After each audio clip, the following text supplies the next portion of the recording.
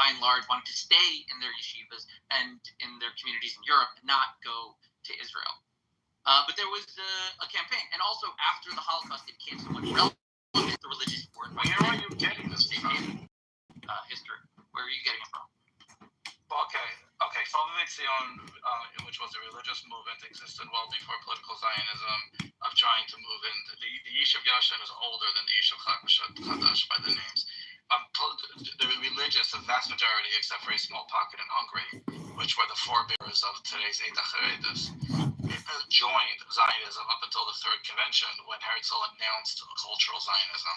The idea that religious Jews were afraid of Zionism is a complete rewrite of history. American Reformed Jews were afraid of Zionism, and when the Aguda turned against, when the Aguda turned against Zionism because Herzl introduced cultural Zionism, the Reformed tried to join together, and they said what the Aguda responded was, "I'm against Zionism because I don't think it's Jewish enough. You're against Zionism because it's too Jewish for you."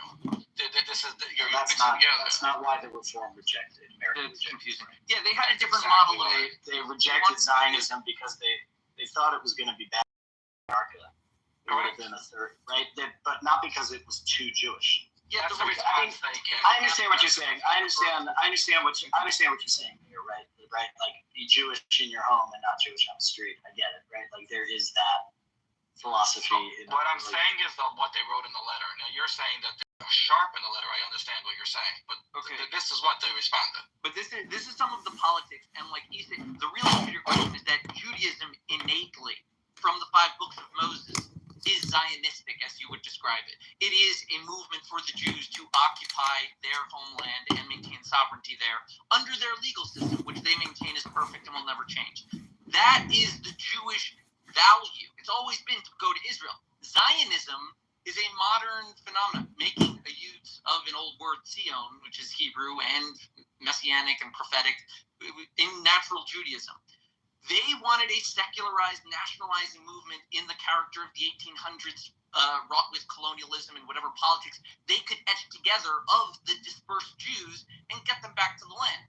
And there were competing arguments, which is why the religious opposed Zionism at times when it went secular away from their religious values, but at their core, always wanted to be in Israel, which is why you had this weird double talk from the religious people that want to oppose the state of Israel.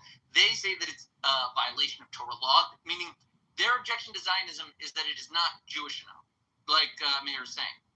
That the Torah is not being followed, and they're trying forcefully to impose a state, and that will incur the wrath of God. So they very proudly hope that the state of Israel is destroyed quickly, so as to deter the destruction, and they support the Palestinians. Also, technically, they're hedging their bets in case the Israelis lose. Look, anti-Zionism from a Jewish tradition, anti-Zionism has been there from the beginning of Zionism. It's an authentic Jewish expression in conversation with Zionists, right? It's not some kind of aberration. Right. It's actually an organic part of the whole conversation. Did you say inorganic or unorganic? It is organic. Organic. Okay. Well, what's non-organic and what's completely anti-intellectual is marrying that to a anti-Israel, pro-Palestinian stance because they don't work together. There is a group called the Torah characters supposed to do that, and they're intellectually dishonest. Right. The internal discussion is just indicative of why the Jews need a state. They are such an established culture that they have a uniformity of view and yet a diversity of opinion. That's the logic as to why they need a state, because they always function like a state, whether you put them in a state or not. Okay, do you want to hear my Purim Torah?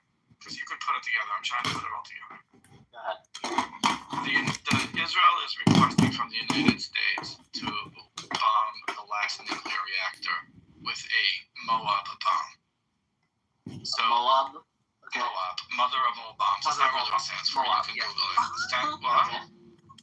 That's what everyone calls it, but actually that's for like modified. I can look it up in a second what it stands for. Okay. It's for the Moab. So Israel is requesting Edom to bring Moab and destroy Paras. Make something of that. Yeah, destroy what? There's something there. Persia. Persia. There's something there. Using biblical names and calling America Edom because it's like a descendant of the Roman Empire. So I see where you're playing going. with names. Yeah, I see where you're going. Yeah, America's the weak link in your connections. Everything else matches. Moab is nice. I think Moab is the joke one. It's No, just, Moab is nicer than it's just a car. That's not fair. I love the name Moab. Moab. Edom is like from Parsay here. You're gonna say that's America? It's actually they've invented a second Moab bomb, which is a feminine version, and they're nicknamed it Ruth. And Ruth is going to bring the redemption. Well, It's actually another bomb. It's called like Just wait till your great grandson something. bomb. bomb in Spanish is already feminine. La bomba? La Also bomba. in Hebrew. Wait, what's a bomb in Hebrew? Not pitzutz. Tzatza. Bomba, right? Tzutza. Okay. Tzatza. You know, it's really interesting. Like crazy. This conversation about Zionism, religious Zionism, whatever, it's really interesting. I have a private student who are reading Soloveitchik, Kol Dodi Dofek. How would you translate that? The voice of my beloved comes knocking, which is his magnum opus on religious Zionism. It's really fascinating. Wait, who wrote this? Soloveitchik. And it's called Dodi Dofik? It's called Kol Dodi Dofek. He writes in 1950. He's writing in 1953, and it's about his vision of religious Zionism and why it's like a Torah command and what it means to be makers of our own And this is the destiny. American? Yosef Ber? Soloveitchik? Yeah, the Rav. Yeah. It's very good. Can you imagine like how weird it would sound if Arnold Schwarzenegger was saying palm in Hebrew? Yeah, what? Down. There's a tzatza in the building. Do you know that Schwarzenegger means in German? I can figure it out. Black nigger? Yes, I've realized that. He's a nigger. It's a black. Or German name. It's double black.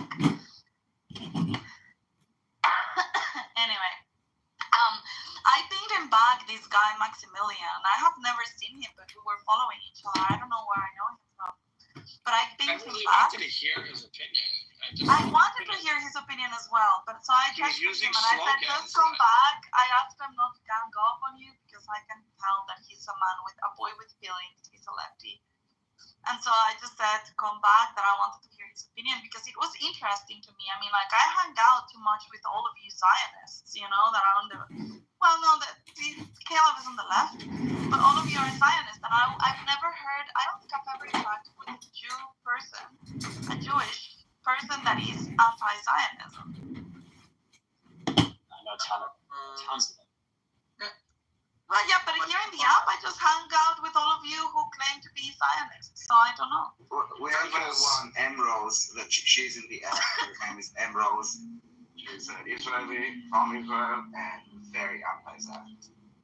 But when somebody says, I am an anti-Zionist Jew, does that imply, they are completely for Palestinian rights and they hate Israel, or what does that imply from a Jewish perspective? Just like everything with Jews, there's never one thing. I think some anti-Zionist Jews are like what you said, totally pro-Palestinian, anti-Israel, right? Anti-West, woke, right? That kind of a thing. And So they believe also that the Jews control the world, or the Zionists control the world? Some people can be taken in by that, but I think most Jews are like rejecting that part, right? I think what I see is an attempt to, right? What's the line that they say, right? Shared safety. It's about shared safety, right? We're not all free till everyone is free. So it's In the about end, that's allyship. an argument that wins the best. Right. So I think that's like the big argument over there, which is, right, we can't stand on our own. We have to have and so anything that Israel does that isolates or alienates, right, is actually against shared safety. That's I think the logic. And what are their views for example, in terms of anti-Semitism, and I'm not even talking about like in the U.S. anti-Semitism. I'm talking about anti-Semitism like the hardcore one, like Palestinian anti-Semitism, that they want to kill the Jews because that's what they want to do.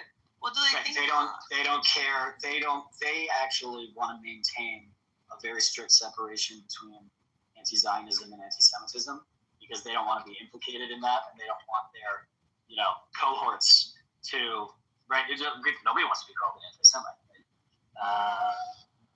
But they've bought into the fact that the movement in general is sort of, what's the word I want? Innocuously anti-Zionist, right? Which is about critiquing policy, as opposed to anti-Semitic, which is about So they believe that people want to kill the Zionists, but not the Jews. They think that the political violence against Jews is coming from the right and not the left, and that the left is enlightened because of their allyship. And you can be critical of the state of Israel without being anti-Semitic, but what they're doing, in my view, is they're just giving cover to the anti-Semites who are using anti-Zionism as the cover. They don't get it. They're not understanding, right? That they're going to be kicked out of the movement. They're too accommodating. You're right. They'll be good friends, but they'll also be great friends with your enemy. That's right. And at a certain point, all of the progressive movement will be devoid of Jews. Again, this is my opinion. Will be devoid of Jews that have mainstream associations with the Jewish community, because they'll be forced to choose between sort of Jewish affiliation and progressive values. Huh. It's already happening. Is Amos an anti-Zionist? No. Yeah. Yes. No, he's not. He's just a liberal kibbutz. I'm really curious how these two Jews are going to get to three opinions on this yes/no question. I don't think Amos is an anti-Zionist. He's like a classic Rabin liberal. How can you support Hamas and be a Zionist at the same time? How can you support a two-state solution, support a Palestinian state, and call yourself a Zionist? Those are two different things. Those are two different things. I don't think so. If you support Hamas, if you support a Mark, Palestinian you're going back. which wants to kill the Jews, kill Israel, how can you be a Zionist? Yeah, so Mark, I agree with the first part of your sentence, but you could support a two-state solution is a slogan. But if you support a solution, which is a true solution that includes two states, that could be a Zionistic position because you're saying it'll be better for the state. Then you'll just be wrong, and you're still a Zionist. You're just wrong. Right. You don't know that it won't work. There could be a proposal, like a state model that provides peace to the region. I mean, again, if we think that the anti-Zionist Jewish positions are organic and authentic in some way, right? Because they're coming out of the real lived conversation, then the two-state solution is also an authentic position of Zionism. It might be wrong, it might be a misguided strategy, right? But it doesn't disqualify you from being a Zionist. Right. I mean, I was friends with Guy. We disagreed on most of these issues. He's clearly a Zionist. He wants the best for the state of Israel. The worst he is wrong. But the opposition to a two-state solution is two states will create the solution. Very few Israelis are against a true solution that involves two states. I don't know what that's supposed to mean. It's very simple. The reason why people are against a two-state solution is because it won't be a solution. The solution part is the problem. So there was a leftist movement which pretty much died to say, you're presuming the definition of a two-state solution. The slogan two-state solution was by the political left in Israel, which is not the same left that we have here. And their ideology was, if we create a state, that will be the solution. If you speak there are some like Datilu. I want to interrupt you for a second. I don't disagree with you that the two-state solution has a specific marketing and branding. And yes, you may be right that an iteration of it was that two states is the solution. But I'm going to stop you right here and say that when people support a two-state solution, they are not necessarily supporting that two-state solution. That's true. That's literally the distinction I was trying to make. So there is a group in Israel called Dati Leumi that will not cede any land to Palestinians, but the vast majority of right-wing Israelis, if there was a solution, would be fully happy with giving up land, or maybe not happy, but willing to give up land if it creates a solution. So again, you can be two-state solution and be very pro-Zionist. That's just failed, right? With Gaza and Hamas, it's clear that a two-state solution with a group of people that wants to destroy Israel is not a solution. Well, So Mark, you're making my point. You're saying it's not a solution. You're saying it failed. You're right. But if it would succeed, you can't call those people not Zionists. So I can say about the Democrat Party, if you make a single-payer health care, that's bad for the country. But you cannot say they're not American, they're not patriotic. You could just say they're wrong. No, right. But hypothetically, that works. But now it's not hypothetical anymore. We tried it. We see what happens. They're firing rockets. They're killing people. You have to be blind. So they're wrong after being proven they're wrong. Again, that's all you get to. They're wrong after being proven they're wrong. I agree. But it's still not an anti-position. It's just an incorrect position. Now, there are those that you can say, I don't know, church ones, that are nefariously trying to undermine and coming up with solutions that they want to fail. I mean, that's a massive accusation that I don't know how you could make against anyone that I've spoken to. Hey, wait, guys! I posted in the chat. I wrote an article about Trump being called a Nazi, and my opinion on that, and it's going a little viral. And I'm still a candidate for office. That's getting some attention. I'm wondering if you guys think I made a mistake. What you think? Just, do you know what advice would I give you? For mayor today. You know what advice I have for you, Mark? What? Get yourself a better microphone, because this is horrible. What you do about that? I don't know what you're doing. You can't get your message out if no one can hear you. It sounds very it has static, a lot of static. Yeah, I don't know. Is it a wired mic or a wireless one? No, it's my phone. Yeah, but I do think that it's naive to the point of stupidity to think that the solution will not involve a recognition of the Palestinians and how they organize themselves under a sovereign territory under their own control, with the ability to present their own version of events. I don't think that this ends without that.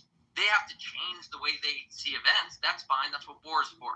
But the idea that they are going to remain in this stateless state forever, that's insane and stupid. Obviously, in some capacity, they will have political representation somewhere. Jordan, Egypt, Palestine. It must happen. And you're naive if you think it's not going to. Exactly. It's also an interesting. What about What about? No one can hear you. No one can hear you. It's also a kind of irony, Mitzvah, right? That we who had been stateless for so long, right, organized ourselves, made infrastructure, made systems, right, and so again, for a Zionist position to be. Right, a Zionist position is we understand statelessness, right? And so we understand their statelessness. Correct. Right? Mark, can you connect your phone to an external? We also happen to know how to build states in that very particular region. We have a track record. But here's that's right. Yeah, but I actually agree with that, and I had this conversation with Mark, and he ended up agreeing with me because you end up in a matrix of conclusions, and that's the only landing point. But in that idea, the way this state is created makes a colossal difference in the outcome. So that's why the two-state solution, the problem is they put the solution before the second state. That's why I framed it that way. Just, there will be something that the Palestinians will do. But if we create it wrong, like we did in Gaza, there will be major ramifications. I still say they should take like half of Jordan. What? Leave the Jordans alone. Jordan is made up of Palestinians. I know, but they also have a lot of Christian Palestinians. Let them be Christian. Yeah, Jordan you guys have had a good relationship with Jordan and Egypt and others right now, and you're collaborating. Like, leave them alone. I think you have to realize how the quote-unquote good relationships were made between those people.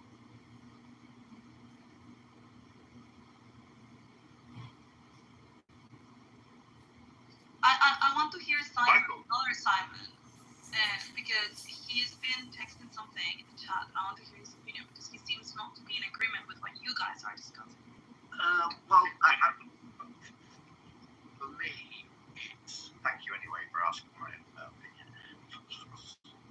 For me, under international law, which I studied, a country or a state exists, comes to exist through the population exercising their right of self-determination.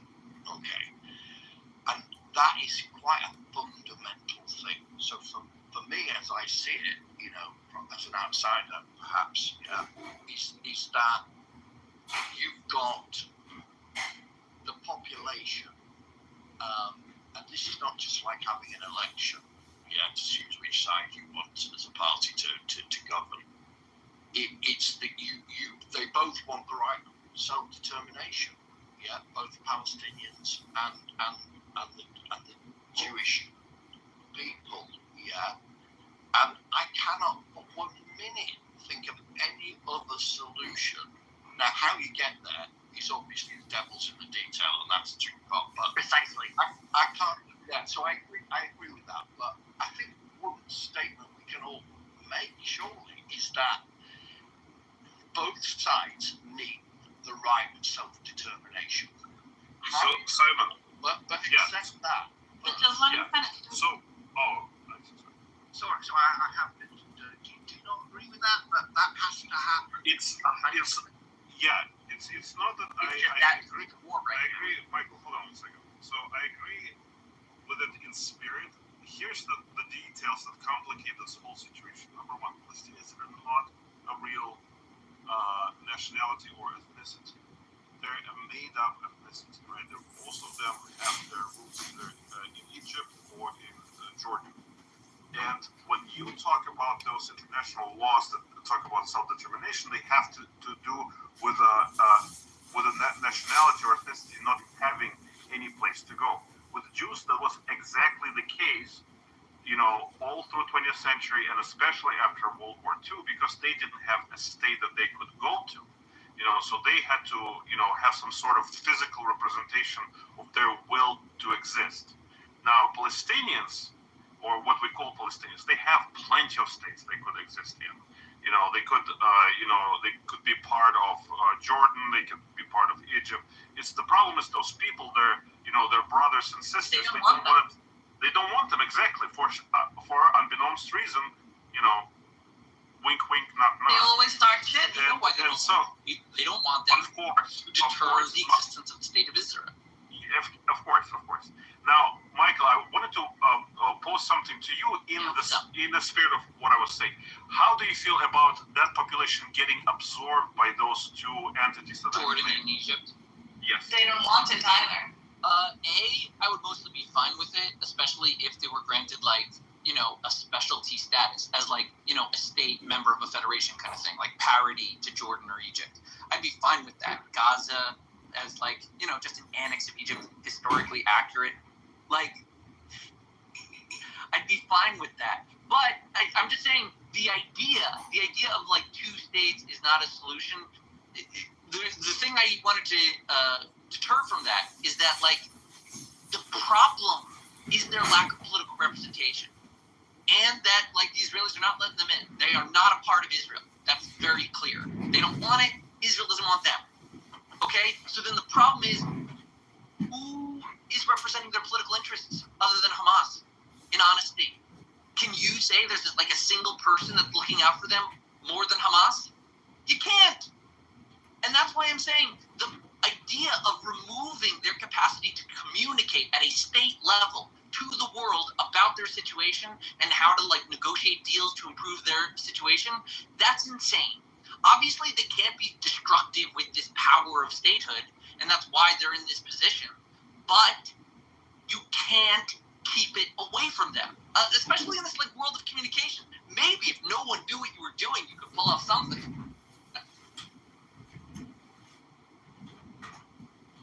But no, they need representation.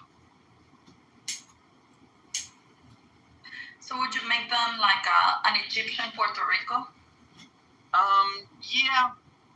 I'd make it like a hybrid deal with America and Egypt, and like make part of all the benefits from the Suez Canal, send it over to Gaza. Why? It's just a toll or a Because tax. it's clear that they are not capable of restraining themselves in terms of like Yes, what I know. skills they do. That's So they need listen, to not have they need to grown-ups be in the room, provided that's with why they don't have a defense. state. They need to be provided with defense. They need to be provided with infrastructure, with services like healthcare, Yeah, education, but all before of that, these they kind need of to stuff. stop killing humans. Correct, but they should be over like controlled, Right. they're like a little child. Yeah. Right, and who do we leave as like the master on the leash of these people that can't stop Israel killing other doesn't people? want that We leave the Jews in charge. That's what we'll do. Yeah, but I mean, like that would create kind of like this narrative of repression or oppression or whatever. I don't think that they Yes. want to choose to control It territory. So who incentivizes else them would to be? do horrible things and get Israel blamed for whatever reprisal? So who else would be a good daddy for them? Well, that's what I'm saying. Egypt is a nice angle. Egypt and America and the Suez Canal, that can grab international interest. And then, Gaza will have its own weight, but like in a different sphere of international communication. We don't need to worry about the Suez Canal so long as there are some, exceptions for Israel because of that war that started that other time. They tried to block the Suez Canal from Israel.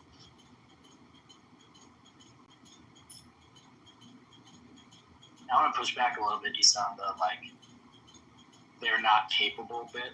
I think that's kind of like a little bit the racism of low expectations. I'd prefer to actually. They're not a race, Karen. No, you understand what I mean. It's the bigotry. Let's call it bigotry. Let me finish this point just a little bit. They have demonstrated that their ideology Let me finish is that. not that they Let can me finish restrain that themselves. thought. Let me finish that thought. Thank you. I prefer to think of them as exceptionally capable, right? Because it makes their failures even worse. If they're not capable and they fail, then, well, they weren't capable in the first place. But if they are capable and they decide to do other things, right? They are capable of forming a state that is not focused on killing humans. However, modern state expectations rely upon a certain acculturation of citizenship. People from different parts of the world, Mexico, New York, California, Idaho, Canada, Africa, South Africa, Zimbabwe, Congo, there are different modes of civilian citizenship. And the acculturation necessary for certain levels of statecraft is highly classist in terms of for sure. But what you're saying, it's fair to say to some degree they are not accustomed to the type of state we are expecting them to engage in. so that's just a political culture legacy question. That's not a capacity question, right? It's about capacity over time. It would take a couple Over time. That's what I'm saying. lifetimes to re-educate and acculturate people to a new style of citizenship. You understand? So that's what I'm saying. That's the It's same. not capable in their lives. Right. But that's like a similar. That's a similar That thing. they're dumb. It just means that they are not. They don't have they haven't acquired the capabilities to deal with other states at the same level. That's fine. So long as we're not saying that intrinsically. Whatever. I won't say that intrinsically they have less capacity. They just don't come from a political culture. Brainwashing. No. Agreed. Exactly. That's what happened. That's very similar to the political cultures that Mizrahim came from that weren't Western, and they had to figure out how to be quasi-Western in a Western society, right? And that took a generation or two. And they Same idea. Jewish brothers, and they were able to figure it out. Same idea. Right? So again, the parallels here between stateless, whatever you want to call them, right, and the methods in which Zionism created institutions, created infrastructures, right? These are models. These can be models for Palestinians those interested in Palestinian statehood to to promote, right? Build the infrastructure, and then eventually it'll be like, oh yeah, and you have this society that's like peace-loving and wants to coexist. Oh, great, and you have police. Great. Sounds like a could be a productive state. Can I just make a point? Just give all of them dual citizenship and watch their militancy disappear. Yeah. Go ahead, Simon. Yeah, I just wanted to, and I don't know if it's a direct comparison, but obviously in the UK, in Northern Ireland, we obviously had effectively a civil war between Catholics and Protestants, and the Northerner? In Northern Ireland, that was murder on the streets, From the 70s it started, because, the Catholics, there was a lot of anti-Catholic sentiment, and they didn't have the same rights in society in terms of jobs and stuff like that. Anyway, what then it was, nobody in a million years thought that was ever going to be solvable, because it was such an entrenched, and I'm not saying it's a direct comparison, but it was such an entrenched society, one against Protestant versus Catholics, the British Army on the streets, and what happened was the solution ended up being, put your guns down and we'll legitimise you politically. Sinn Féin could therefore become not a terrorist organisation, but a political party representing the Catholics in the society. And that was the late 90s. And here we are, 2025, and the party that is actually the ruling governing party in Northern Ireland is Sinn Féin.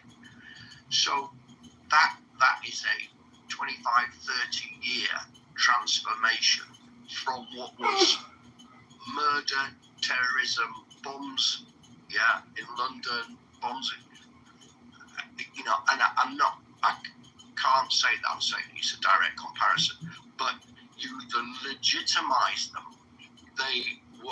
All the terrorists were basically allowed out of jail, on both sides, the Protestant and the Catholics, and there was a peace solution put in place, and they had to down their weapons and become a legitimate political entity representing their people. I have to say, that was unbelievable, at the time it was achieved, and I don't know whether that would be even possible, but that surely has got to be part of the process of the self-determination, in my uneducated opinion. Simon, have you ever read Hamas Charter? No, but I've seen people murdered on the streets of Northern Ireland.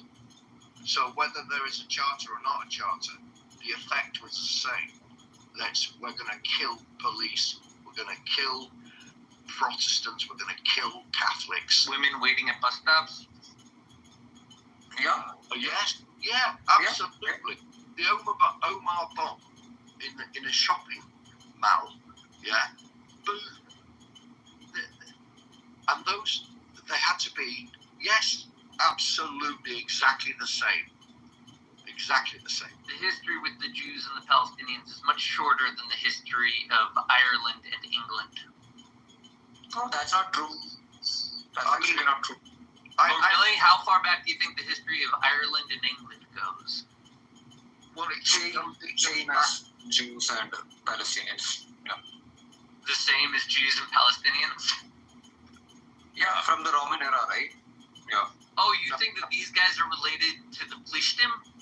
But do you think the length of time when it comes down to people being murdered, and it would warfare on the Do you think the length of time matters? Because I think people are dumb and related to other people who are dangerous, and I think that it takes a few generations for people to learn the error of murder. Read history makes it. Palestinians and Jews have known each other the same time as Irish and English, or Protestants and Catholics, but probably more than that. What were the When did Catholic Protestant split happen? When did Catholic Protestant split happen? 500 years back. Do you understand my question? I understood your question. That is the answer. Catholic Protestant, split happened 500 years back or 600 years back. Palestinians. I feel like there's a question. You said you heard it. Could you repeat the question? Okay, repeat. You actually heard the question? Oh yeah, repeat. Go ahead.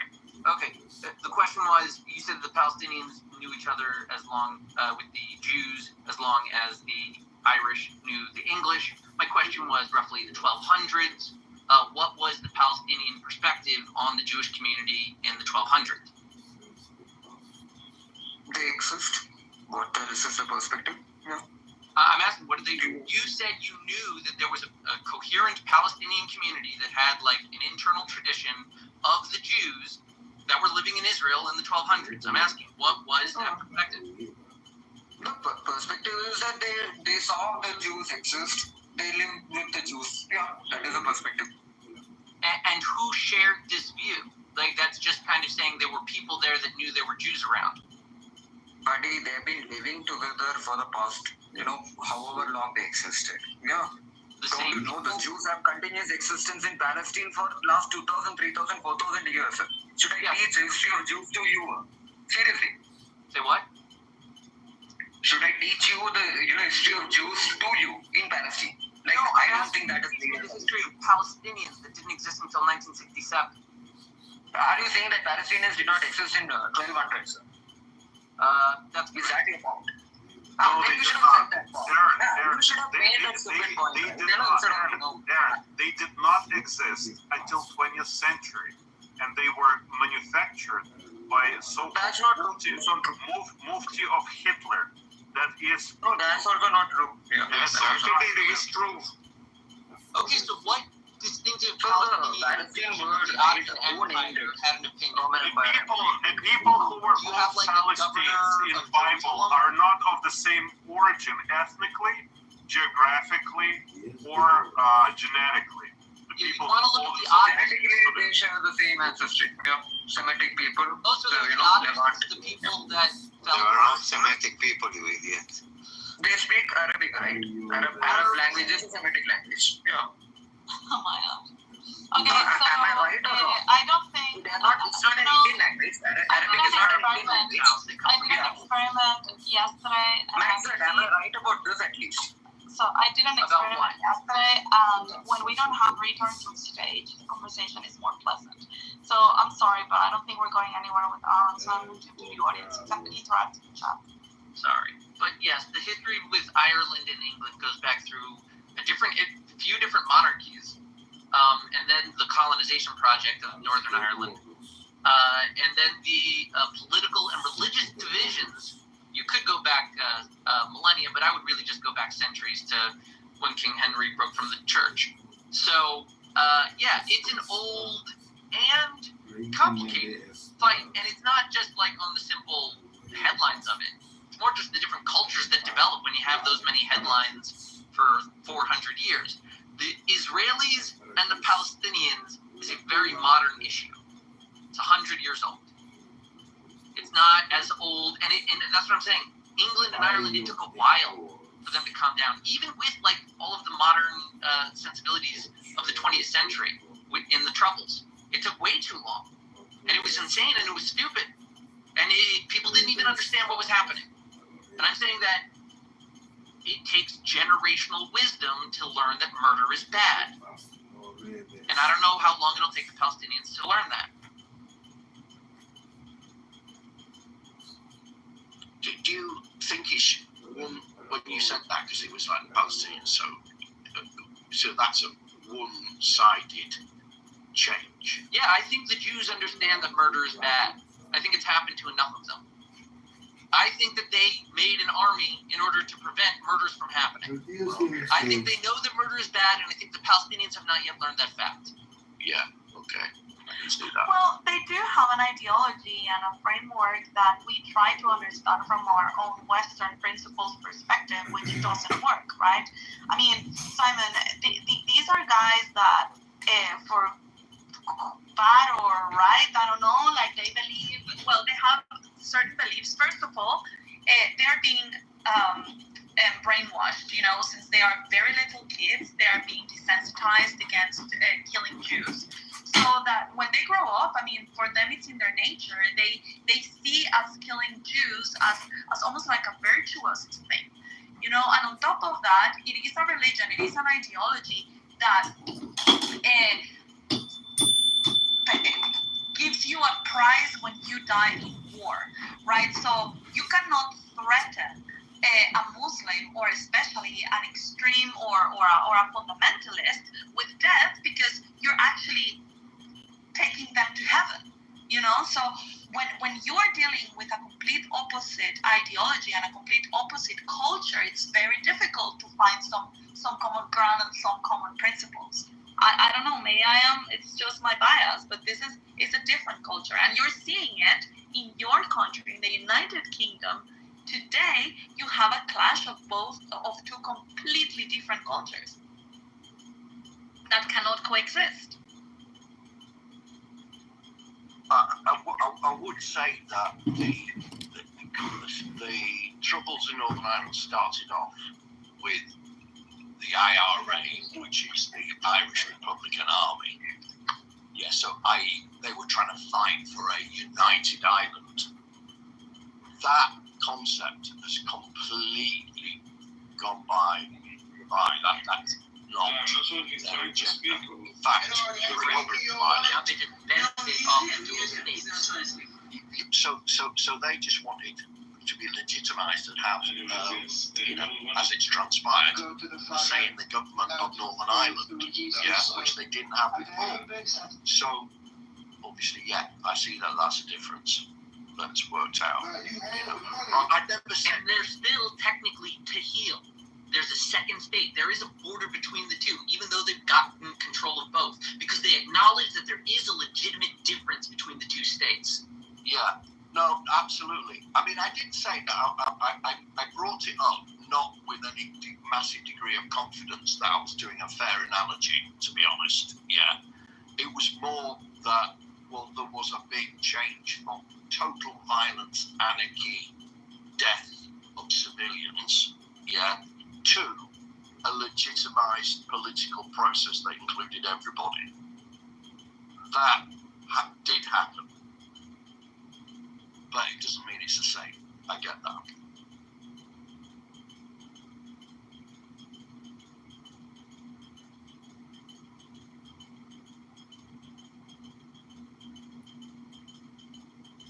Yeah, you have a different case in Ireland, even if it was Protestants against Catholics, and there were political differences, but the background is still the same. It's a Christian background, and you have more things in common than you have different. I think it's not like Gaza and Israel. And by the way, you said in one of your comments, and Ireland is very complicated. Yeah. But also you said in one of your comments, if I recall correctly, you said something like, they're both two groups of people living in the same land that they call Israel. I think that's incorrect. I don't think the Gazans consider Gaza part of Israel. Yeah, that's just them arguing with history. It's a weird Muslim trait. They'll get over it eventually.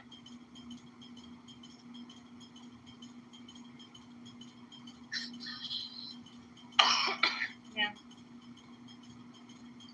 Anyway, the Indian killed the room. If we were to completely dismantle the state of Israel and wipe all the Jews out from the face of the earth, the history records of America and the world would still read, this is where Israel was. They just want to, ignore facts, which is dumb. It weakens their position, but they're a young culture. And they apparently haven't learned murder is bad. Huge problem, right? In their instruction, somehow, the murder is bad across the board didn't quite stick. Yeah. So one thing I think is going to happen, so right now, Israel is focused on Iran, right? So are they still focusing on Gaza at the same time, Daniel? And then... Yeah, they're stretched thin. We're all over the place. And other places. Lebanon Lebanon and Syria and Yemen. Among others, within all of them. And the citizenship is stressed in. They're going in and out of bunkers every 5 minutes. Yeah, this is so stressful. It's exhausting. It must be. I mean, it must be horrible. And especially right now, also with the heat. I mean, I guess the bunkers are not like luxury accommodations, right? I mean, like you're underground and you're boiling down there. Yes, they have not yet developed the mountain fortress of Switzerland. Yeah, just yesterday I was looking at a video, and it said that Switzerland is the only country in the world capable of surviving a nuclear war or something like that. And it was saying that we have here 400,000 bunkers capable of hosting the full capacity, of the full citizenry or whatever residents. 100% of them. There's actually like a line in the Torah, and there's some Jewish theology built up around the fact that Israel is aware that it is not the most secure region in the world. It comments on over in Egypt you've got that Nile, Switzerland you've got those mountains. Over here, well, like the faithful, we rely upon the one true God. A really strong faith. Yeah. Takes faith to live there. Here there are like cities on the ground, like there are hospitals and coffee shops and everything. And yeah, they have beds, they have of course toilets, they have everything. There is a whole network of bunkers, underneath, and they are communicated also through the Alps, through the mountains. Yeah. Who wants to be Swiss? Fuck, they're boring as fuck. Well, the Swiss aren't really a people. They're just a conglomeration of the different people on mountains that realized they couldn't be conquered. It's a confederation, yeah. Well, I live in Switzerland. I don't get bored here. Oh, sorry. I didn't realise that. I wouldn't have insulted you. I don't care. I'm not Swiss. I live in Switzerland. They're not so much like a united people as just safe up there in the mountain. Yeah. They have more referendums to decide their laws than any other country. Yeah, because it's a direct democracy. Yes. So everything is asked to the population. Yeah, but you don't have any issues. I mean, if you've got no issues, well, hey, who cares? Let's have a referendum. Well, we pass referendums here asking whether we should dehorn the cows or not. I mean, those are important issues. What should we do with the Nazi gold? Let's have a referendum. Yeah, I mean. No, I'm telling you, the horns of the cows are more important. Yeah, but as well as the bank. Important for what? For you guys to continue to. Well, we have the best milk in the world here, the best cheese in the world. How do you value neutrality as a good for humanity? You don't have the best cheese. You have the blandest cheese. Yeah. Yeah, well, Switzerland is a fort, and You've got the smallest navy. Mexed, as you were saying, you guys should learn better. No, you're right. We just need our mountain bunkers. Yeah. Oh my God, this guy Aaron, Andre, and Daniel. If you want to bring him up, you have to do it. I can't anymore because I already brought him up 2 times. But if he doesn't behave, he's not only going to be thrown down to the audience, but out of the room. Oh, he was speaking on my behalf. Yeah. Yeah, but he was just like yelling. It's annoying.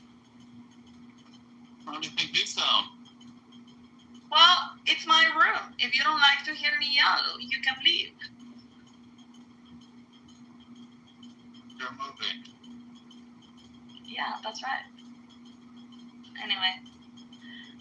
Maybe I'm excited you can bring him up. I don't know.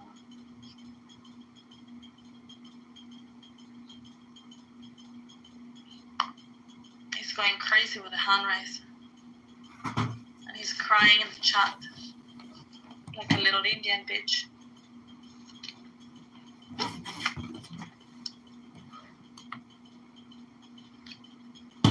Yeah, I'm so not sad, but I'm annoyed that this guy Maximilian left the room. I really wanted to hear what he had to say about being a non-Zionist Jew.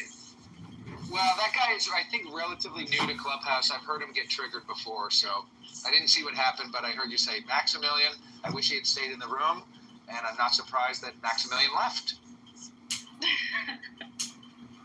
Were you listening to a room from John's room? No, I literally just came in, and I heard you say, I wish Maximilian had stayed. I already know who you're referring to. I've had interactions with him before, and I think, respectfully, to Maximilian, I think he might be relatively new to Clubhouse because I've heard him he gets really triggered easily. He sounds like you in the early days.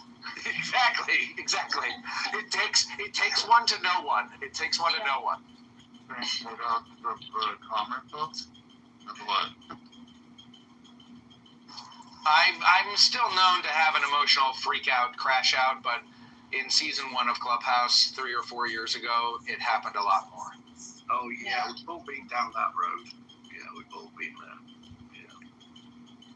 No. I've been thrown out of 2 rooms. I've not been thrown out of anywhere for years. Yeah. It's like any community. It takes a while to get to know the Exactly. You got to get to know the culture of Clubhouse and how things work here. because a lot of these people already know each other, right? So there's Right. and norms and customs. Weird. You weren't there, McZed, but I had a really interesting experience the other day. I mean, I'm 37, but I have a friend of mine who's 19.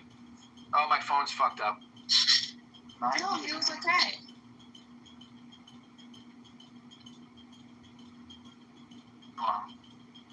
Holding on. Go on, my friend. You are doing fine.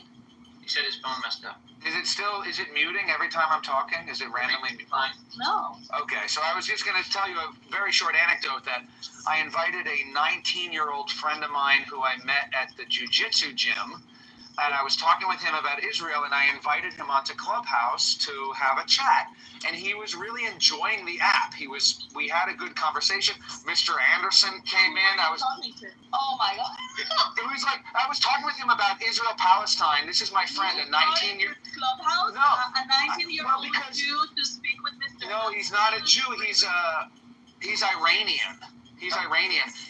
And he was saying a lot of anti-Semitic things. He's only 19, and he's a good guy. That's why he got along with Mr. Anderson. And then Mr. Anderson comes in. I'm like, listen, you're going to love my friend Tim. He hates Jew. And Mr. Anderson was like more extreme even than my 19-year-old friend thought was possible. But it was funny, McZed, because my 19-year-old friend, although he really enjoyed his Clubhouse experience, and although he contributed to the discussion very well, he got triggered like so quickly. He was only on there for like 8 minutes, and then he got triggered, and he was like, "I gotta go. I'm sorry." It was like Quit after 8. he got triggered while listening to Rohan. Oh yeah, well, but that's, Rohan can trigger people. I thought Rohan was being reasonable, but he was being too calm for my friend Puya. Puya was like, let's have a heated debate. And then Rowan came in and he was like, okay, listen to me. Right. I'd like to break it, He's like, and then I think Puya was like yelling and yelling. He was like, I can't listen. But he didn't know that on Clubhouse, you have to listen to people who you disagree with. You have to listen to Rowan drone on. And you have to, but there's ways to play it. Yeah, there's ways to play it. That's what I'm saying. Right. Yeah, don't bring these kind of people to Clubhouse. I brought my sister like 3 years ago. It was at the beginning when I was doing all the COVID rooms, the massive rooms we had. And I brought her here so that she would listen to the doctors we had and stuff because I didn't want them to get vaccinated, and I was like, yeah, well, I'm not good like transmitting this message. They need to listen for themselves. And well, yeah, she came, I don't know, for a week or 2, but then she just like hated it and she left. I think she still has got her profile. It's funny because a lot of people But yeah, my sister hated it. I'm actually thankful she hated it. It's hilarious.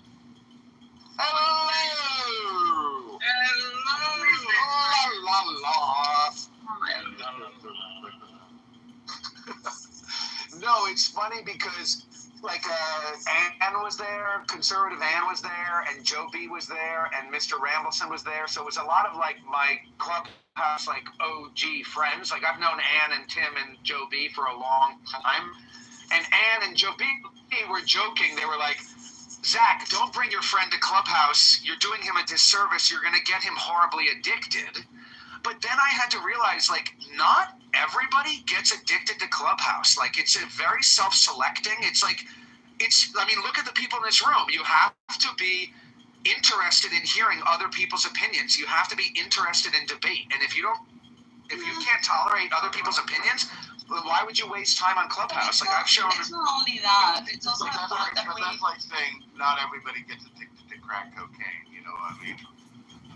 It's not only that. It's also a fact that we know each other already for 4 years. Right. So we have developed some sort of weird and toxic relationships here, you know, and highly dependent relationships. And so we like to hang out with each other. Everyone knows what chillism is, or Jim's coffee room, right? Exactly. And So we all know each other from the different circles. So it's like a town, you know, where you just hold the line and you're like, hey, how's it going? Like waving at everyone. It's almost like a Oh my God, clubhouse. can someone please bring up the Indian? He's driving me nuts with his hand raising, or I'm gonna kick him out. Indians pop into the English speaking spaces. Why don't you bring him up? He's raising his hand. Jesus. Like we could have like a map of Clubhouse. English speakers are in this region.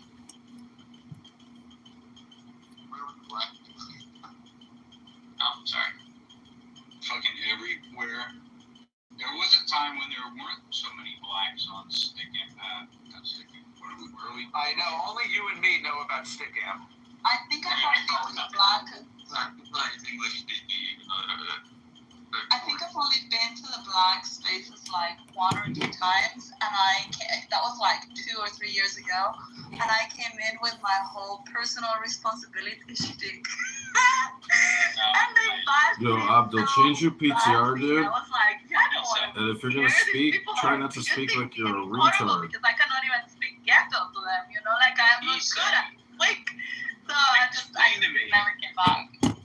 Issa, explain to me how 13% of the population can occupy over 90% of the rooms on Clubhouse. Like, when the fuck did that happen? They ain't got nothing better to do. Yes, I think that's true. I think that there are a lot more black people who are available to waste their lives than losers like you. And I mean, look at yourself, by the way. Look at you. You're a respectable man, a father with a family and a job. I don't see you on Clubhouse every day, 1776. I'm happy when I see you. A lot of fathers with You know? that I don't know what they're avoiding. They spend a shitload of time on Clubhouse. What I find funniest about the black spaces is that when I go into them and I start having an intelligent conversation with them, they all of a sudden, when they figure out I'm white, they dismiss me. Hey, this nigga white.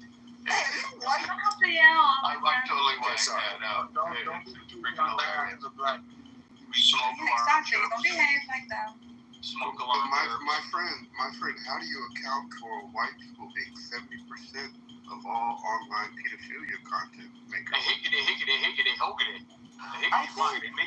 I don't know. I don't know that statistic. I can explain that. It's not very nice, but you know, if you've ever been to the hood, they don't need any, Yeah, maybe it's because the black No, people how do don't we have protect our children? And, Maybe it's because black people from don't white have people. any children left after you abort them all. but how do we They protect murder our each children other from in white Chicago people? at a cyclic rate. 70% of all pedophilia. I don't think there are that many. I don't think there are that many white pedophiles who want to abuse a black baby. I think most of the white pedophiles are going for white Oh my babies. God. Yeah, I think that's true. I think Okay, we are going to white change the people topic. I don't want to get clear. Thank you So very you much. guys have preferences in who you like to abuse? We're going to change the topic. I don't want to. I do for sure. Oh my. I mean, you as a black pedophile, do you want to? Oh my God, Steven! I said we're changing the fucking topic. We are going to shut down. Because some people care who they abuse, and some people don't care who they abuse. Can I tell a short anecdote that will change the topic? So why would they want to? Yeah. I have a short anecdote that will change the topic. I wanted to. The only flat space that I sometimes go in Clubhouse is Slides rooms. I didn't know he was still around. Yeah, his rooms are not that big anymore, but he's still around. I like Slides. Sly from Switzerland, Sly? No, Slide. UK. Slide. Is from UK. Oh. Yeah, So Right into the black. The Black League? Wait. Yeah, he got. He's still here. Anyway, go ahead with your. Well, my short Are anecdote. you gonna tell us how you fucked a tranny again? No.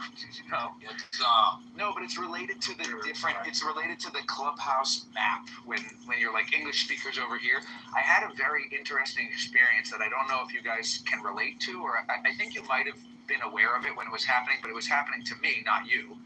But about 2 years ago, when I had lost a couple accounts, right now I have this account and I have access to. I have a private fake number that I've used to create this account.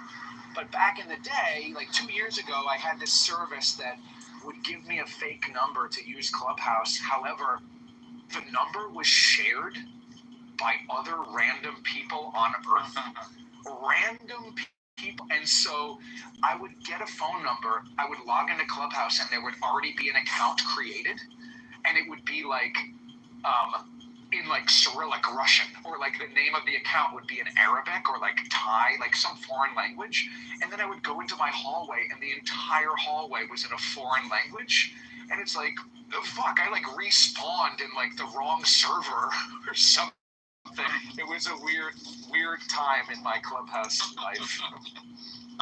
it's funny. I imagine it like as Clubhouse being some kind of metaphor, and you end up like in a world of You would get like reincarnated as in like a foreign country or something. Yeah. Oh, God forbid a foreign country cry. Well, that would be all wrong. By the You way, love foreign countries. You're in the UK. I've got an objection to the fact that you keep talking about speaking English. None of you can speak English. You're very poor in your vocabulary, yeah, and the way that you pronounce things, so I'm sorry about it. There's only one in That's coming from the I person cannot that has a understand what this draw. man is saying. Yeah, I just You're the one with the Can trip I hear on some more? Well, that proves my point. You sound poor.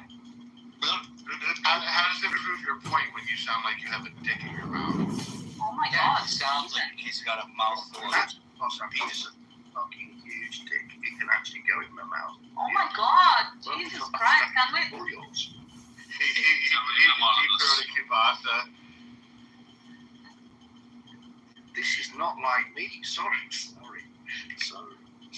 I said, yeah. I got I'm not the bank lady. I thought you the bank stuff. Yes, whatever.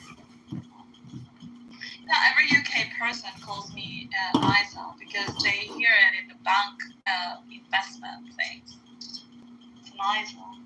Are you tax free? Yeah, I'm always tax free. Is every black man secretly homosexual? With this Well, it seems like the ones in this room are. Daniel will tell you that they are. They're secretly bisexual. Maybe that's it. But like, Daniel I don't know why it just keeps Daniel coming can up. help you find out. Bisexual is a gateway drama. Is Daniel gay? Yes, No, my husband. just his husband is. Issa, how do you feel about all your people being deported out of the United States? I think it's great, actually. I think they should not be allowed to be illegally in your country. I think that actually having offered the opportunity to get in your country legally has killed many of them, and it puts my people at risk. So yeah, I think that closing the borders is the best thing that can happen to my people.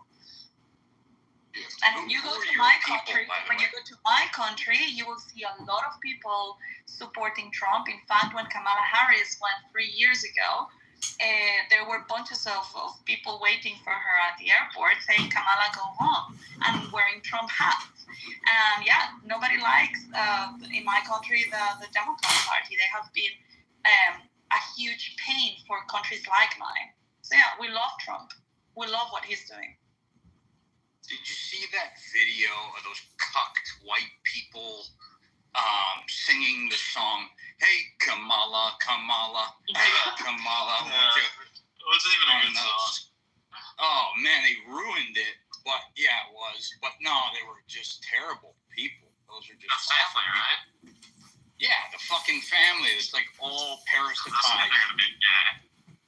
They're like fucking zombies, man. I remember back in like the 80s, 90s watching like Night of the Living Dead, where like the idea of a zombie was like this abstract concept. And then, you know, fast forward 20, 30 years and you have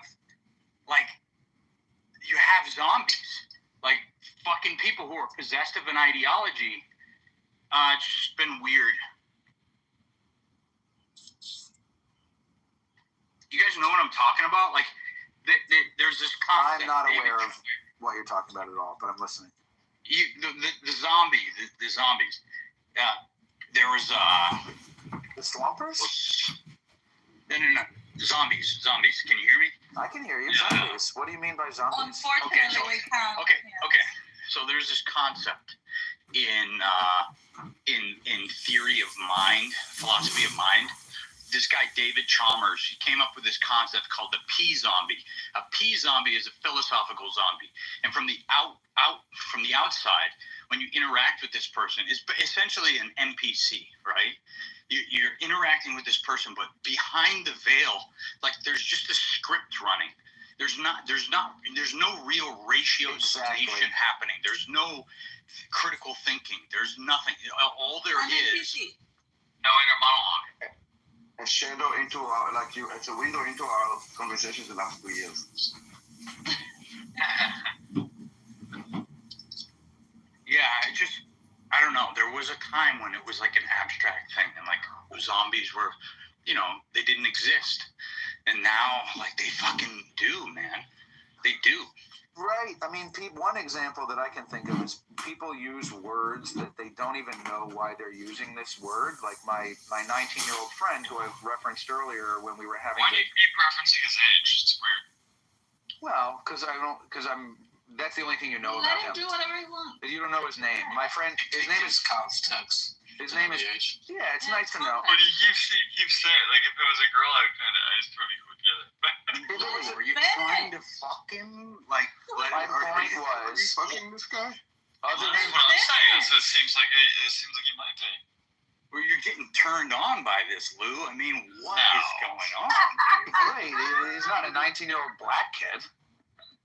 Black. All right, so my point is that when you talk to these anti-Israel types, they often use a word like they'll say, the Jews are so bloodthirsty. And I think it's interesting that they don't say Israelis are warmongers. They don't say Israelis are warlike. They don't say Israelis are violent. They don't even say Israelis, like sometimes they'll say evil. They won't even say hateful.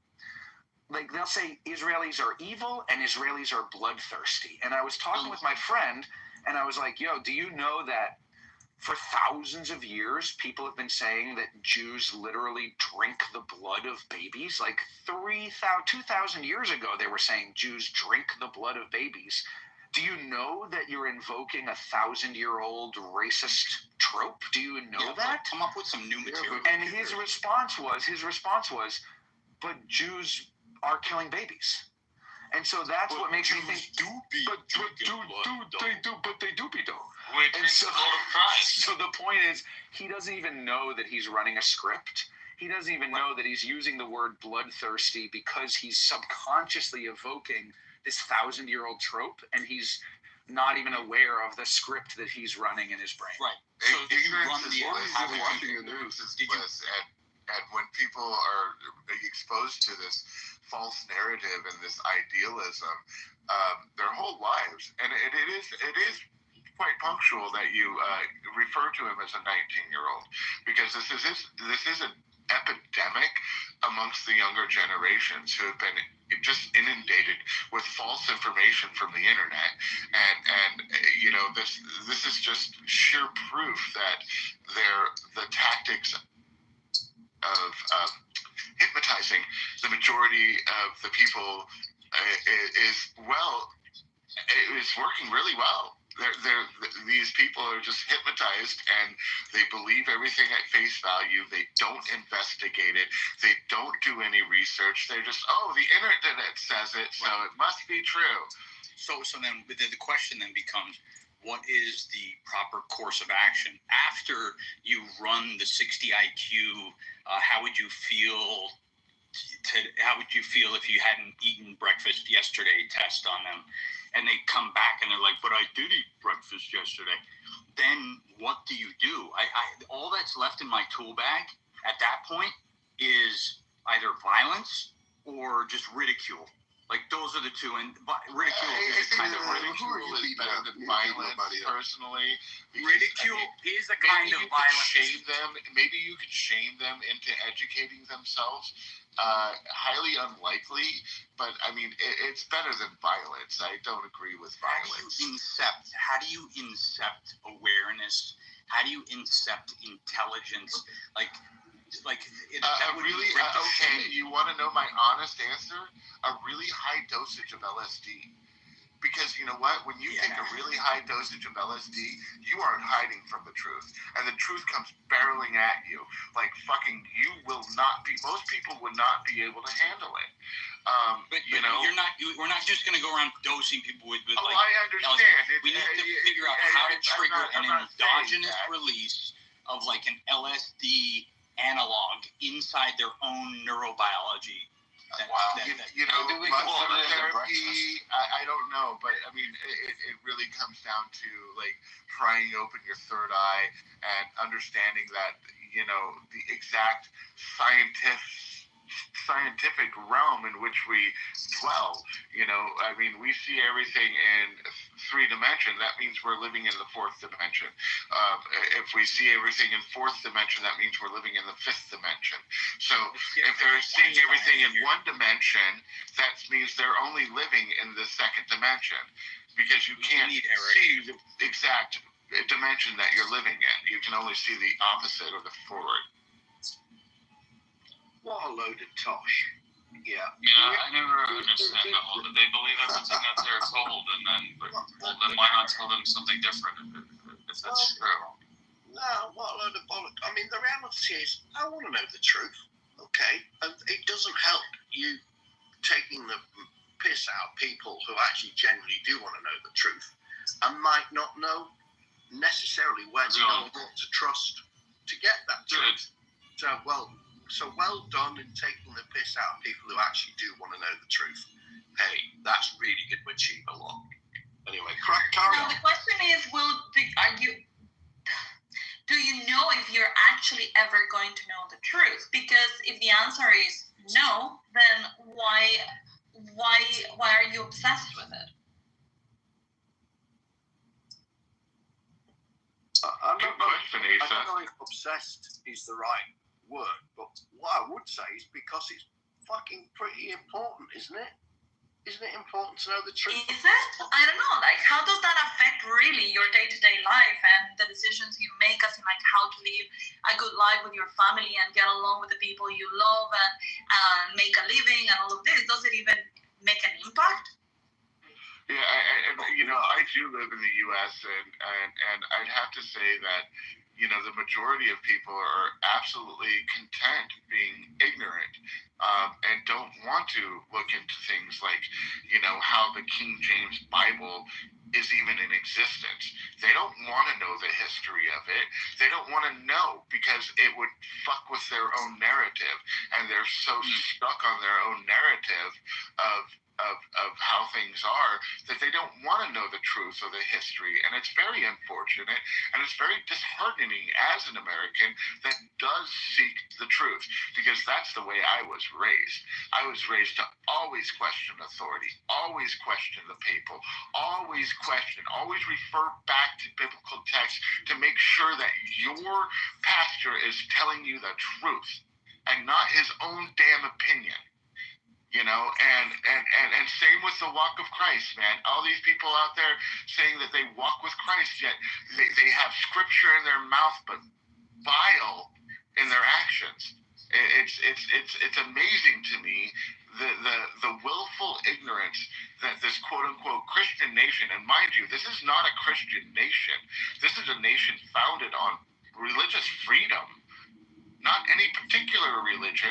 You're not mandated to be a Christian to be an American. That's ridiculous. But there's a good majority of people out there that believe that if you're not a Christian, you're not an American. And it's disgraceful as an American to see this happening. Yeah, well, it is disgraceful. It would be disgraceful in the UK because we're secular societies. Yeah, so the freedom of to worship who you wish is sort of fundamental. Yeah, and so to try and turn it into something else, which is called, you know, our government's got to be based upon religion, well, then that's just like Sharia law. It's just the same concept. Yeah, that's a sure sign of oppression. I mean, that's the way oppression has always worked. You know, they use religion and falsified religion on top of that.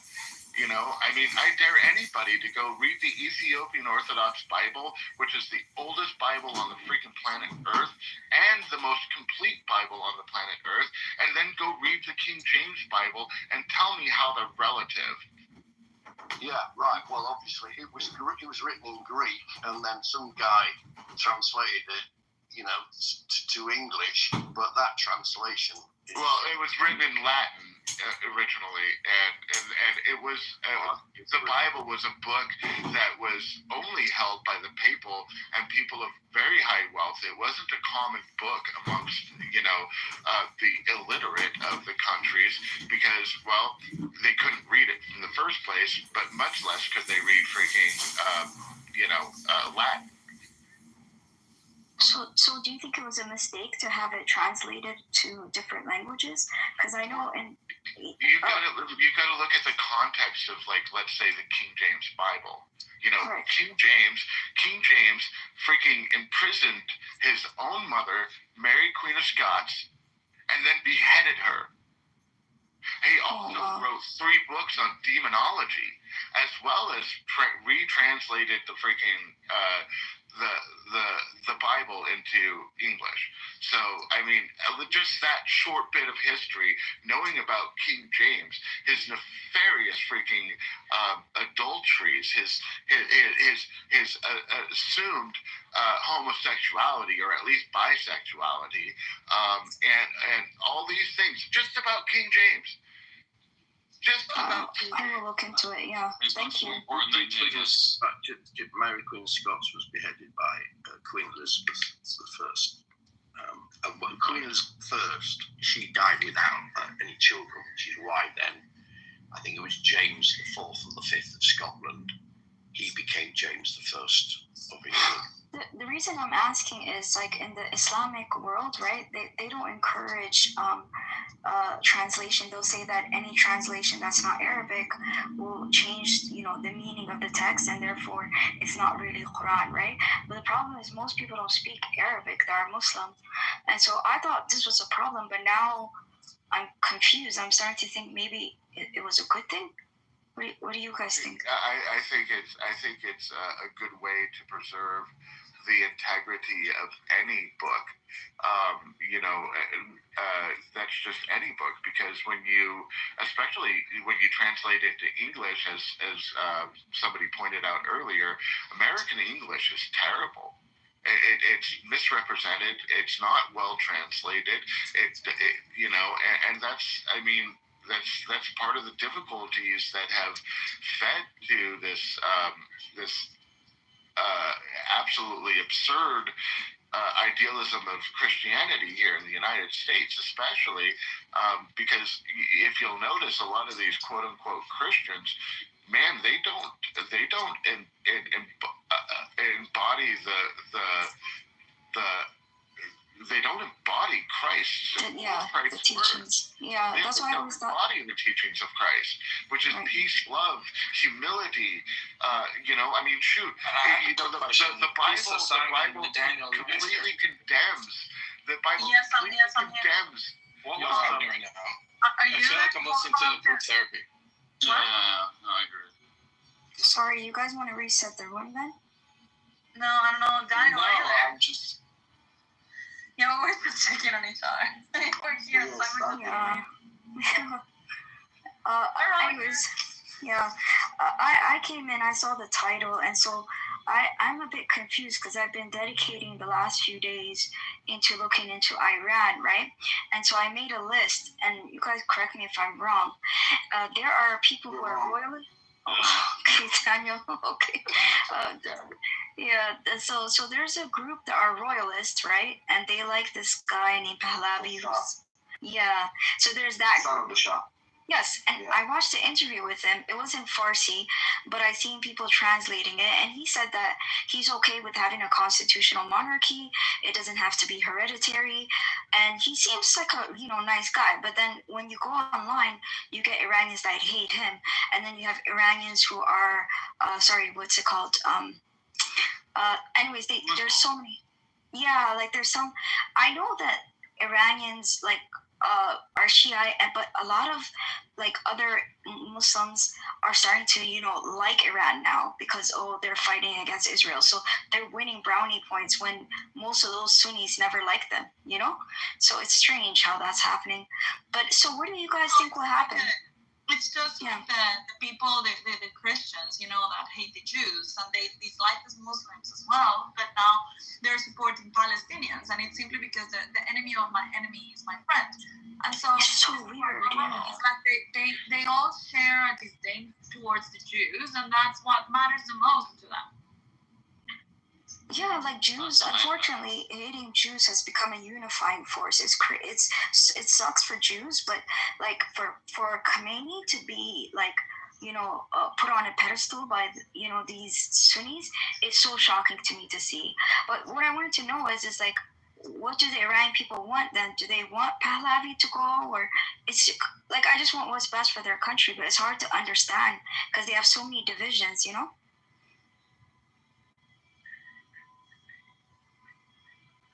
Pahlavi looks like a nice guy, but I don't know. Nice then. Seems like a really nice guy with a nice family, yeah, that cares for Iran, yeah. But, yeah, who knows, right? He's a great guy. Samia wants to pull Islam into the topic of Middle East. Yeah, I brought it in, sorry. Samia is Muslim, so she can do that. Yeah, I brought Islam into the Middle East. Sorry, my apologies. The Muslim women weren't supposed to talk. Yeah. There's Sharia on Clubhouse too. I'm not supposed to talk. I'm just asking. It's. That's fucked up. Well, I mean, it's your religion, not mine.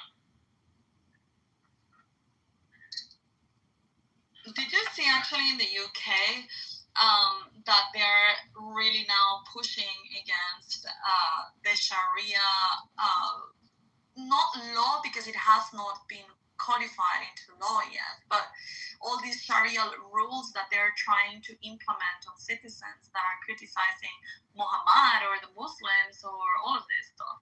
It's amazing.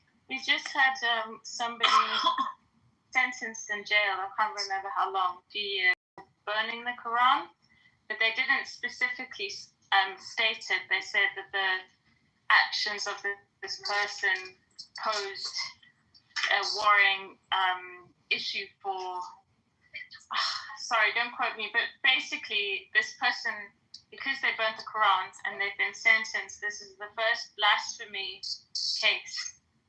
Oh yeah, they created a law, an anti-blasphemy law or something like that, right? Yeah, against Islam.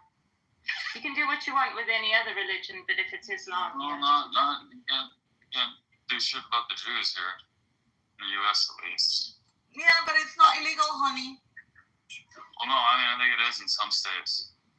I don't think you should be making fun of people's religion. You think it is in some states? It's not, dude.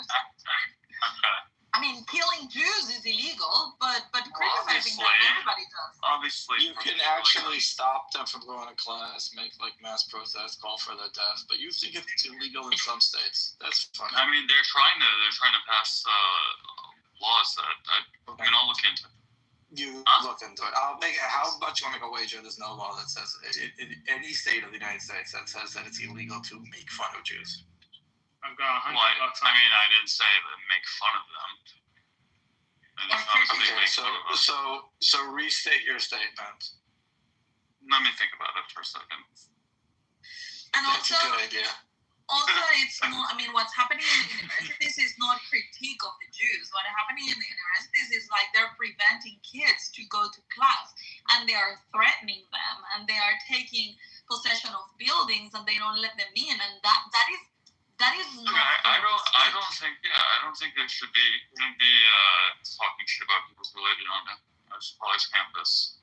I'm not. I don't think that's a good thing. Jews, Muslims, doesn't matter. It might not be a good thing, but it's fully legal. Well, in the UK we have hate crime, so there is. Yeah, well, the UK is a failed state. It's not interesting. Oh, I don't give a shit what you think, dude. Yeah, but we have. We Simon. There's a line which you cross, yeah, which it becomes from. You go A, big nose, right, to a hate crime beyond that, which is then a criminal offence. What that line is, I don't really know, you know. So. Do you agree with the hate crimes? No, I hate it. No, I don't agree with anything. I don't agree with anything that's a criminal. I mean, a crime is a crime. It doesn't matter if it was motivated by hate or by love. I mean, there are a lot of love crimes, right? And they don't make it. Yeah, we all hate crimes. No, they actually. What's a love crime? A love crime is the one that is like, I'm gonna kill her because I love her so much. I don't want anybody else. Yeah, it's called a crime of passion. Yeah, well, no, I mean, the UK is a failed state. I mean, you barely even have property rights at this point, let alone free speech. Can you name one state? Hold on. Can you name one state in the whole world that is not a failed state? Hey, was that dude got the same name as me? Yeah. Ignorance, the state of Iran. Oh yeah. So we got Seaman and Simon. You're letting Seaman. Can you name one state in the world that is not a failed state? Well, I mean, considering that the UK was like the source of like one of the Enlightenment. Enlightenment. Why? Let me just give context to what I'm saying. Because every state is a failed state according to your. Yeah, but I'm talking about where the Enlightenment happened. On religion. Don't pick on the. According to your religion, every state is a failed state. No, it's not. He blames it on religion. I don't blame it on religion. No, but according to Simon's religion, every state is a failed state. Why I don't blame it on religion. You literally said that all religion is having a negative impact. Simon, if every country is a failed state and you're the common denominator, okay, well, if you want to always start the Enlightenment period and we're turning the other way and you're blaming, like, what else? There's a lot of negative philosophies that have also impacted the West. It's not just religion. Anyway, have you been able to rethink your question, Luke? Oh, sorry, Simon. You'd be better off having a monarchy. I mean, look at your head of state. What an embarrassment that is. Well, there you go. See? That's why the UK is a failed state. No, who are you talking about, the US or France? Yeah, well, no, the US. I mean, come on. There you go. The US is a failed state because monarchy worked out. And he's coming from the UK. Oh my God! Like that's what I'm saying. We're listening to a British guy talk about the U.S. being failed. Like that's a joke. No, I think he's right. Because monarchy historically has worked out phenomenally. I think we should. We've got a constitutional monarchy. It's working very well, and you've got. Charles is a Muslim. You've got a knobhead. Yeah, as a president and head of state. What is your like? This is such a bad. I'm surprised you guys can even speak freely at this point. Like. What does your monarchy have to do with that? Oh, there's someone banging on my door. I've said something I shouldn't have said. Oh, I'm going to be arrested. Oh my God. See, the funny thing about what you just said is I know you're being facetious, but the reality is that actually happened. Lucy Connolly, Simon. So, I mean, what'd you say, Sarah? Lucy Connolly, who's in prison for 2 Oh, years. yeah. Come on. Sarah, are you in the UK? Yeah. She agrees sorry it's to a hear failed that. state. Of course, it's a failed state. Is it I mean, Sarah that used to be in these rooms and had a baby? Is that you? Yeah. Oh, I haven't seen you in months. How's the baby? Yeah, she's good, man. Gotta see the baby. I don't share pictures online. Sorry. No, I'm good. It's a Seinfeld joke. I don't actually. Oh. Congratulations. Your baby. You gotta see the baby.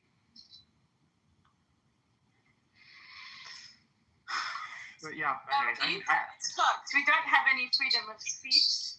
you guys barely have property rights. Your police don't even have proper equipment to defend themselves, let alone protect its citizens. I mean, what are we even talking about? How's the Where is this? in America?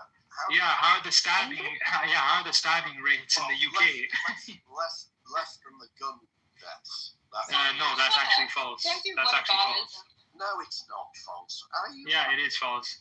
So it's something like out of all the gun-related deaths in America, it's like less than 30% of them are actually homicides. Okay, so what you're saying is, Simon, how about you look up British Simon? How about you look up the stats right now? Tell us how many murders are there in the UK per 100,000 civilians, and how many are there in the United States? Let's compare numbers.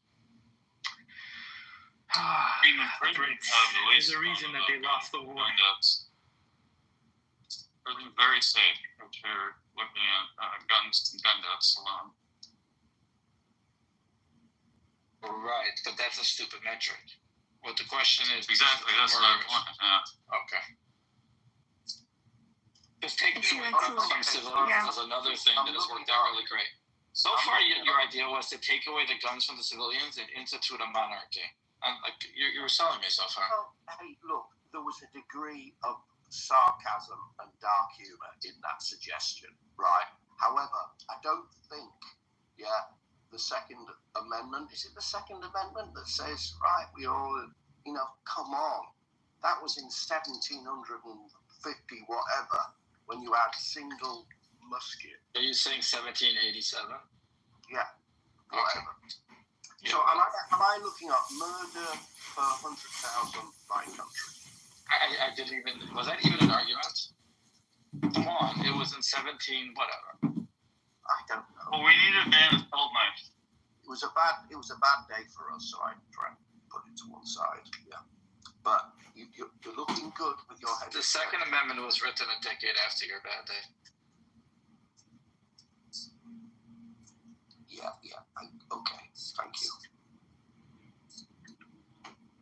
It was a bad day for monarchy. It was a good day for humanity. You're welcome, by the way. People get the wrong idea with guns. I mean, dude, I live in Arizona. You can walk, everybody's walking around with guns. It's not as dangerous as people. Yeah, it's especially when it's understood that people are armed. It tends to be less. Yeah, the unsafe states are the ones where it's like the gun crimes are. I'm kidding. But yeah, no. I mean, it's just where the where gun laws are the strictest is where there's the most crime. Go into the inner cities where the strictest gun laws, and you'll find the most crimes. 100%. Basically, leftist states and leftist cities.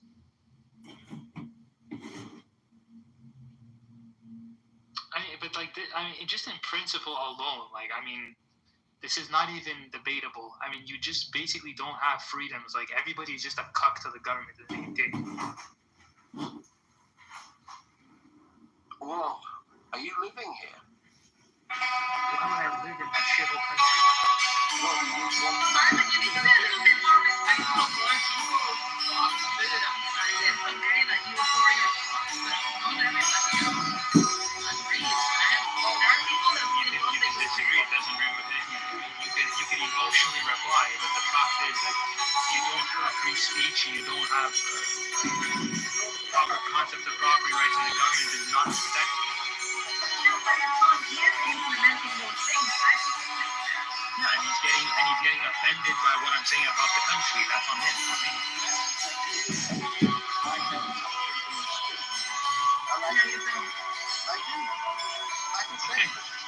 Really? Can you say Mohammed is a pedophile and yelling at it in the All right, Mohammed is a paedophile. No, yell at it in the street. In public. Of course I can say. Post it on No, you Facebook, can't, Simon. Simon. No, you can't. You can't. Okay, Simon, listen to me, because I'm also in the UK. When the Labour Party put on those new blasphemy laws saying that it's you could be imprisoned for saying that you are concerned about immigration, that you're concerned about rape gangs. I mean, there's so many things that you can be jailed for. Oh my God. Yes, Sarah. We're literally about to get a guy arrested for proving him wrong. Don't be ridiculous. Are you? Good luck, my guy. Right, okay. Can I just say, I've just Googled what you wanted me to do, which is intentional homicide counts per This fucking idiot. Who are you anyway? Oh, so Someone just wrote in the chat, can you deny the Holocaust was real? Oh my God. It was a British guy that did try to deny it. I'll stop talking, but I just want to address the challenge, which was intentional homicide counts per 100,000 of inhabitants. All right? So, number 65 with 5.763 homicides per 100,000 is the United States. Sorry to disappoint you all. I'm scrolling down. Maybe I went past it. Oh, hang on. Sorry. Ooh. Oh, hang on. Okay, this room's called Jail Risk is starting to pot fit racial ID. 1.536. Yeah, no, 1.148. So, those people who quite happily broadcast that there are more deaths due to homicide and murder in the UK compared to the US by population percentage, you're wrong. All right? I'll now shut up. And you can Yeah, well, you're wrong about the... What about violent crimes? Simon, you are wrong about that. And wait till no one make an argument. Okay, never mind. Why are all the Simons always wrong? I'm not always wrong. That's why sometimes I get. You were wrong about Oh yes, you're right about utilitarianism, Simon. Yes, you're right. Hey, dude, yeah, you're wrong about that claim you made that there are more murders. And who made that claim? I said violent crimes. Oh, who made that claim? Simon that's why I said said what? Wait. I said Which Simon says? I just asked a question. There are less homicides in the UK by population count as a percentage than there are in the US. I said violent crimes, and then because you brought up guns, and I said like not even half of the gun-related deaths are from murder, and that was all I had mentioned. Sure, but if you include acid attacks and honor killing, I don't think they even report those ones, and stabbings. No, they have to report stabbings. Violent crimes. I apologize. I was just focusing on murder. I didn't mention murder. Oh, okay, all right. Okay. But you know who came up with the whole grooming gang? It was Suella Braverman, but she is of Indian descent, and they try to silence her, like she's trying to create some, Indian Pakistani kind of conflict. Yeah, I hear. Well, you could.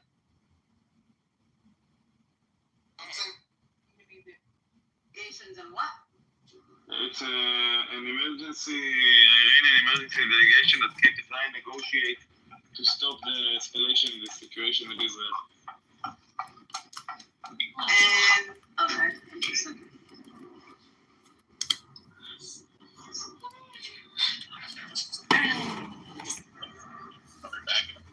מה זה חמצן B2 ספיריט שמופק בגולן? מי זה? מה זה? B2 זה מפסיד הכי כבד בארצות הברית, זה ששוקי כל הזמן אומר עליו. לא, אני רואה.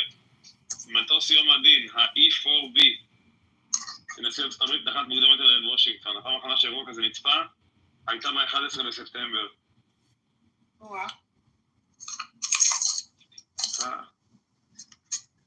יש סטרדיווריוס בקפריסין, את יודעת מה זה? לא. מה, אתה מכיר את הסרט הזה? איך?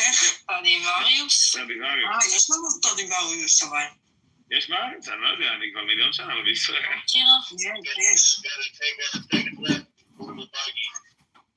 דן, מה זה המשחק הזה? איזה משחק? מה אתם מנחשים? אני צריך לנחש את שלוש חנויות בגדים שחנה הכי אוהבת. אם אני מצליח, היא מעבירה לי 100 שקל בבית. אם אני לא מצליח, אני מעביר לה 20. מה מתערבים שעל הראשון? אני מצליחה. ואם את מצליחה, את מעבירה לכל אחד מאיתנו 50 שקל? אבל זה מוכר, נכון, חנה? כן, סתם, אין לי. יש לך. אז יש לך? לא. לא? ממש לא. לא. אני לא... תעבירי לכל אחד 50 שקל במביש עכשיו. בזרה אני קונה רק בייסיק. למה את קונה משהו מיוחד ואז כולם עם זה. אני קונה רק חולצות טישרט שחור, אפור, לבן, כאלה... בייסיק. כן.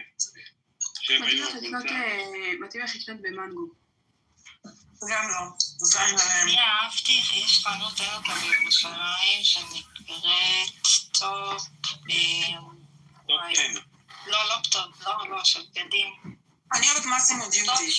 טופ שופ. מה טופ 10? זה תכשיטים. מאסימו דיוטי מוכרים נעליים יקרות כזה לבנות וכל מיני כאלה, לא? גם בגדים, כן. מהקבוצה של זהב. מאסימו דיוטי. מאסימו דיוטי. קניתי שם פעם נעליים, נראה לי. כן, זה כאילו זה חנות עבדת את ה-24/7. פעלות הכי רגילות, אבל הן מתוקות. את מוצאת לי שם משהו? זה של... כן, אני מוצאת בטח. נהגת. שם ובטופ שופ, אבל טופ שופ יש רק כאילו שוב שאני הייתי בתקווה ובחיפה. מה עם זה? פוקס קידס. לא אוהבת את פוקס בכלל. עדיין קיים TNT? לא, מה פתאום, כן ולא, זוכר? כן ולא. כן ולא. אני קונה כן ולא, וואי, מוכר לי. כן ולא, נו. אני קונה ברוב. איפה? את זה אין לנו. רוס.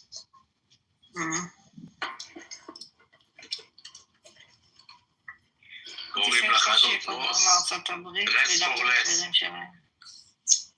בדיוק. המחירים שלהם חבל על הזמן. אני פשוט אוהבת לקנות הרבה בכלום כסף. אז אני אגיד לך מה אתה אוהבת, אתה אוהבת פוקס תמנון? לא, בכלל לא. בכלל לא. סטייל ישראלי נהרג בקפריסין. אורבניקה? כבר לא. למה? בואי נראה כנחשים מה אני אוהב, איזה מותג אני אוהב. אתה אוהב מניה ג'ינס. סוכה קרמל. לא, אוהב... מה קוראים לזה, נו, של המטיילים, של המטפסים. לא. לא. קולומביה וכאלה. קולומביה טובים. זה המותג השני. לא, מה המותג הראשון שאני... לא, אני יודעת, זה דומה לקולומביה. איך זה נקרא? נו, זה לא היה אברסט. לא נורפס. נורפס קולומביה. נורפס זה קולומביה מבחינתי זה אותו מותג, אבל אני מדבר על מה הראשון שאני אוהב. מה הלוגו? טימברלנד. לא, זה נעליים, אבל... רגע, אבל אנחנו מדברים על בגדים, נכון? טימברלנד זה לא נעליים, זה גם בגדים. אצלנו זה נעליים. לא, טימברלנד זה גם בגדים. צודקת גם שאני גם בגדים, כן. אבל לא, זה לא... אוקיי. קיצור, נייקי, המאפנים. מה? קשור. קשור, יש להם את הבגדים הכי טובים בעולם. אני יש לי את הטקסט פליז של נייק, את הקפוצ'ונים והנכנסי טרנינג שלהם. כן, זה היה בצד. אחי, יש לי... אני אוהבת אדידס. איזה 40... אני גם אוהבת. לא רק עד נייקי. גם אני מעדיפה את אדידס תמיד מזכיר את הרוסים האלה מהעיירות פיתוח. המכנסיים עם הפסים אני באדידס, אתה יודע, כל הנעליים הכי הזויות, כל הצבעוני המוזר הזה. לי יש נעליים של סטלה מקארטני עם אדידס. אם תראו את התמונה של זה, תבינו מה הסטייל שלי, מה אני אוהבת. אני משהו מיוחד. אין לי כוח שלך. חמותה גאלית, אולי נעליים. יש מה צריכה לקום להרים מזוודה מלאה בבית. זה מזעזע. היא פשוט לא רוצה לחטוף בפניה. אני אוהבת גם קרוקס על זה. קרוקס? וואי, זה מזעזע. קרוקס על זה גדול, נו. קרוקס זה טרקינג אדידס. אבל יש לי את הסטלה. חנה, כמה שנים את בקרוקס? אבל לא קרוקס הרגיל, אני לא הולכת כמו זה... לא, יש את החנות של קרוקס, יש להם דברים יפים, אבל לא הייתי הולכת עם זה. אתה שקלים במטבח של מסעדה? לא, יש את הקרוקס על הפלטפורמה. אבל רגע, בקרוקס שם אני קדימה את הסיכות האלה? כן. יאו, אני קניתי כזה של פיס וסתום את הפה. הנה, זה... חנה, יש לך חג? לא, יש להם נעליים יפות, אלה של פלטפורמה, כל הסנדלים, זה, אבל אני לא הייתי הולכת עם זה, כי זה לא נוח. יו, אני בהלם שאני חשתי. מה לי יש דלת בית של האג. אם יש לה האג. איזה מושפעת. אבל אני לא אוהבת שאתה מכור דווקא, זה, לא יודעת, לא אוהבת. האמת, אני בקושי נולדת נעליים.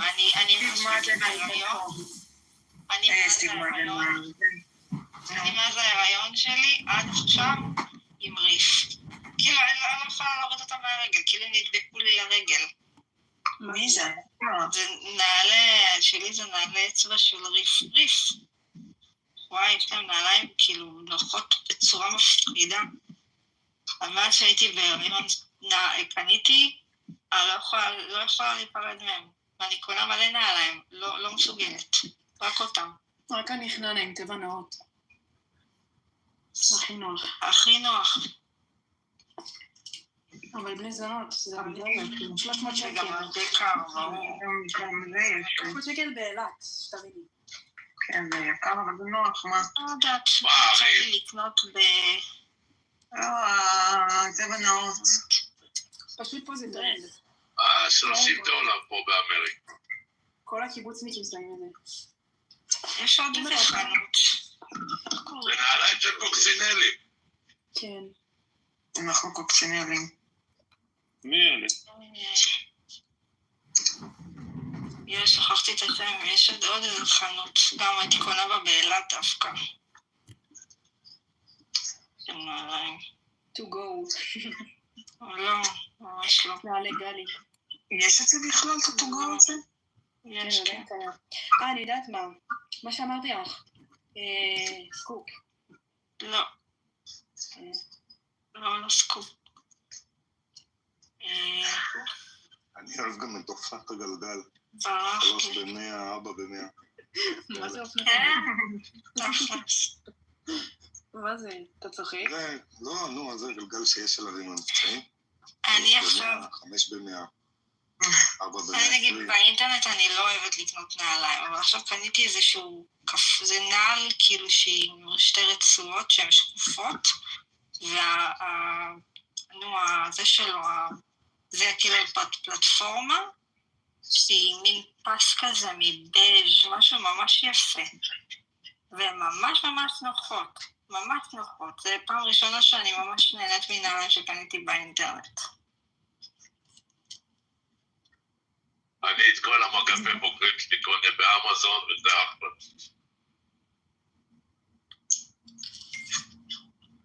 אבל אני גם מסתובב את המגפיים שאמזון בייסיק, פרודה. טראמפ אמר, נתניהו מקבל יחס, תקשיבו. טראמפ אמר, נתניהו מקבל יחס לא הוגן מהמדינה שלו, כל המחאות נגדו מביישות. אבל טראמפ שונא את ביבי. מה יגיד לפיד על זה עכשיו? כן, ראיתם מה שהוא אמר? אתה איבדת את טראמפ? כן. טראמפ לקח אותך כמו ארנב מסונבר לחדר. ראיתם שמד"א ופיקוד העורף התאחדו? באמת? זה לא נשמע אמיתי. מד"א פאקר. מד"א ופיקוד העורף. איזה אבלים? אין סיכוי שזה יקרה בעולם. לא, זה בקרוב, אני הייתי באיחוד הצלה. הייתי מעלית. גם אני הייתי.